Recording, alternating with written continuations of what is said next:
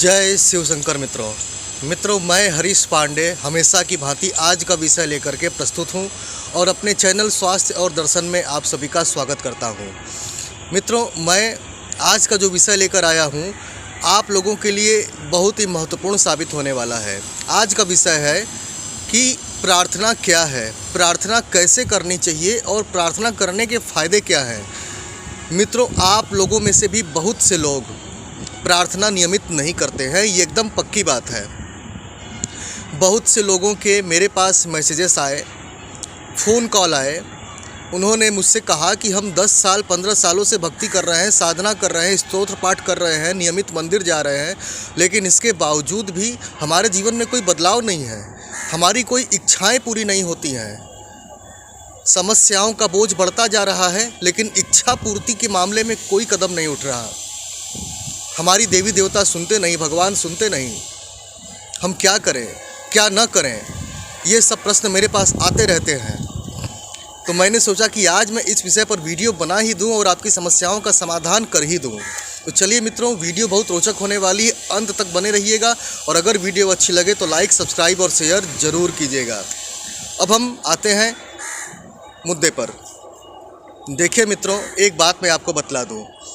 जैसा कि मैंने अभी आपको एग्जाम्पल दिया कि 10-10, 15 साल, 20 साल से भक्ति करने वाले लोगों के मेरे पास फ़ोन कॉल आते हैं और वो कहते हैं कि उनका भला नहीं हो रहा, उनका कल्याण नहीं हो रहा, क्योंकि उनमें सबसे बड़ी ये कमी है कि वे मंत्र जप तो खूब कर रहे हैं, स्तोत्र पाठ तो खूब कर रहे हैं, मंदिर भी जा रहे हैं हमेशा, लेकिन उनमें बस एक कमी है कि वे प्रार्थना नहीं करते।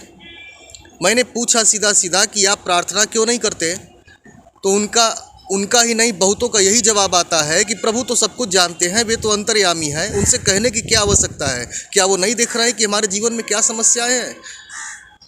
क्या उनसे कुछ छिपा हुआ है? वे तो अंतर्यामी हैं। फिर वो क्यों नहीं सुनते हैं? फिर वो क्यों नहीं हमारी समस्याओं को ठीक कर देते हैं? तो मित्रों, एक बात मैं बतला दूं कि देव जगत का भी एक सिद्धांत है, एक नियम है कि बिना मांगे नहीं मिलेगा। मांगने के लिए ही प्राचीन काल में असुर हजारों वर्षों तक तपस्यारत रह जाते थे और तब भगवान प्रकट होते थे और तब वो असुर मांगते थे।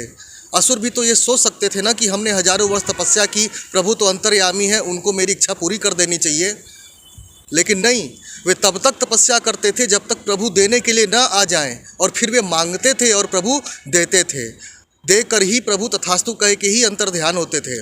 तो आपको भी मांगना पड़ेगा, कहना पड़ेगा, अपनी हर समस्याएं कहिए, अपनी हर पीड़ा कहिए, अपनी हर तकलीफ़ को कहिए, और फिर देखिए आपके उसी दैनिक साधना के बल से वो समस्याएं, वो पीड़ाएं दूर होती है कि नहीं।